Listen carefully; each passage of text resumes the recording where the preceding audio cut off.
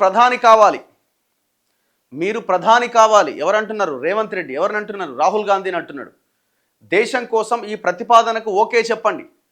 రాహుల్ గాంధీని కోరిన ముఖ్యమంత్రి రేవంత్ రెడ్డి.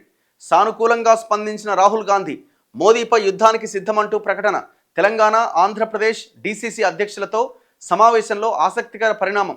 చప్పట్లతో మారుమోగిన సమావేశ మందిరం. రేవంత్ శక్తిమంతుడు అంటూ రాహుల్ ప్రశంస. బీసీ రిజర్వేషన్పై ప్రైవేటు బిల్లుకు సుముఖం.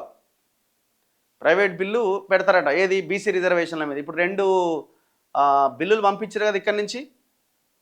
విద్యా ఉద్యోగాల్లో 42% అండ్ లోకల్ బాడీస్లో 42%. సో ఆ బిల్లులు పోయి రాష్ట్రపతి దగ్గర పెండింగ్లో ఉన్నాయి. మన ఈటల రాజేందర్ ఎవరో పార్లమెంట్లో క్వశ్చన్ అడిగినప్పుడు కూడా మంత్రి అదే సమాధానం చెప్పిండు, రాష్ట్రపతి వద్ద పరిశీలనలో ఉన్నాయని. ఇప్పుడు ఆ బిల్లులు పార్లమెంట్లో ప్రవేశపెట్టి 9th షెడ్యూల్లో పెట్టి అమలు చేయాలి.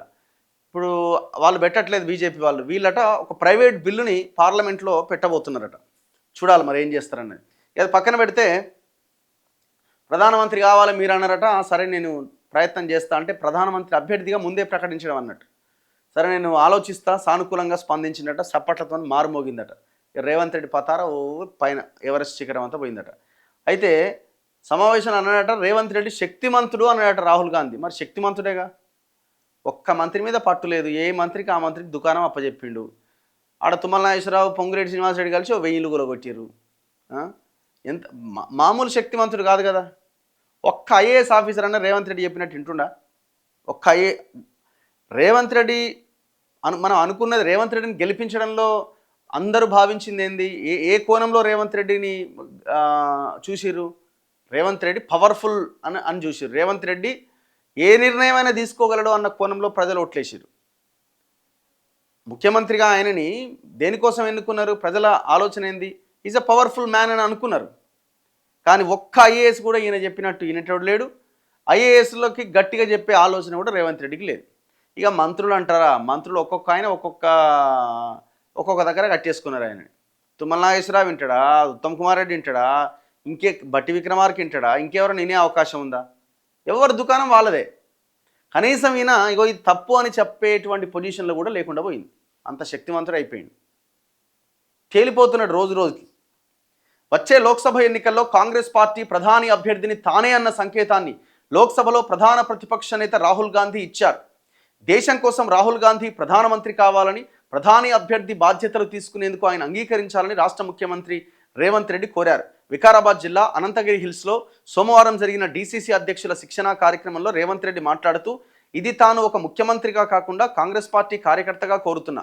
రాహుల్ గాంధీ అంగీకరిస్తే ఆయన్ను ప్రధాని చేసేందుకు బరాబర్ నిలిచి పోరాడతాం. డీసీసీ అధ్యక్షులు ముఖ్యమంత్రితో శృతి కలిపారు. రేవంత్ ప్రతిపాదనను సానుకూలంగా తీసుకున్న రాహుల్ గాంధీ మోదీపై యుద్ధానికి తాను సిద్ధమని ప్రకటించారు. తద్వారా వచ్చే ఎన్నికల్లో తానే ప్రధాని అభ్యర్థినన్న సంకేతాన్ని రాహుల్ గాంధీ తొలిసారిగా ఇచ్చారు. రాహుల్ స్పందనతో సమావేశ మందిరం చప్పట్లతో దద్దరెళ్లిపోయింది. ఏపీ, తెలంగాణ డీసీసీ అధ్యక్షులతో రాహుల్ గాంధీ మాటామంతి కార్యక్రమానికి ముగింపుగా రేవంత్ రెడ్డి మాట్లాడారు. దేశం కోసం రాహుల్ గాంధీ ప్రధాని కావాల్సిందే. ఆయన కుటుంబంలో ముత్తాత నెహ్రూ, నానమ్మ ఇందిరాగాంధీ, తండ్రి రాజీవ్ గాంధీ ప్రధానిగా చేశారు అని గుర్తు చేసుకున్నారట. సరే ఇవన్నీ బాగానే ఉన్నాయి కానీ నువ్వు ప్రధానమంత్రిగా అన్నారు, ఆయన శక్తిమంతుడు అన్నారు, ఇద్దరు పౌడుకున్నారు, అవతల పడ్డారు. తెలంగాణ గురించి ఏమైనా మాట్లాడిరా? పిల్లలు వెయిట్ చేస్తున్నారు 2 లక్షల ఉద్యోగాలు అంటే. మరి ఎలక్షన్లకు ముందు హామీ ఇస్తే మరి ఏమా? ఆడ 1,00,000 కోట్లు తిన్నారు ఒక్కొక్కడు, కక్కిస్తాం. లక్షల ఎకరాల భూములు పోయినాయి, అవన్నీ ప్రభుత్వ ఖజానాలో ప్రభుత్వ అకౌంట్లో కలుపుతామన్నారు కదా. మరి దాని గురించి ఏమైనా కనీసం ఒక చర్చ? ఏమైనా రేవంత్ రెడ్డి ఏడిదాకా వచ్చింది కూడా, మొన్న 1000 ఇల్లు కొలగొట్టినవాట, ఏం దుర్మార్గం ఇది అన్న. కానీ ఇంటర్నల్గానన్నా మన ప్రశ్నించే ప్రయత్నం ఏమైనా చేసినావా రాహుల్ గాంధీ? లేదు పొగడంగానే ఇంతలావు బుగ్గుబ్బునేటుబ్బి వెళ్ళిపోయినావా? ఇక రేవంత్ రెడ్డి ఆగుతట్లేదు. నువ్వు రేవంత్ శక్తివంతుడు అనగానే ఇక ఆయన సూపర్ మ్యాన్ లెక్క ఎక్కడ విహరిస్తున్నాడు. తప్పు చేయను, తలొగ్గను. మోదీ తప్పులు చేశారు కాబట్టి అమెరికాకు లొంగిపోయారు. అదానీ చీకటి ఒప్పందాల చిట్టా అమెరికా ప్రభుత్వం దగ్గర ఉన్నది. విద్వేషంతో గెలవాలని బీజేపీ ప్రయత్నం. కాంగ్రెస్ అన్ని మతాలకు అభయహస్తం. పార్టీ కోసం పనిచేస్తే ఎమ్మెల్యే టికెట్ ఇంటికి వస్తుంది. డీసీసీ అధ్యక్షుల సమావేశంలో రాహుల్ గాంధీ అట. పార్టీ కోసం పనిచేస్తే ఎమ్మెల్యే టికెట్ ఇంటికి వస్తుందట. అంత సీన్ ఉంటుందా కాంగ్రెస్లో? పార్టీ కోసం పనిచేస్తే ఎమ్మెల్యే టికెట్ ఇంటికి వస్తుందా? పార్టీ కోసం పైసలు ఇస్తే ఎమ్మెల్యే టికెట్ ఇంటికి వస్తుందా? రెండునే ఇక్కడ.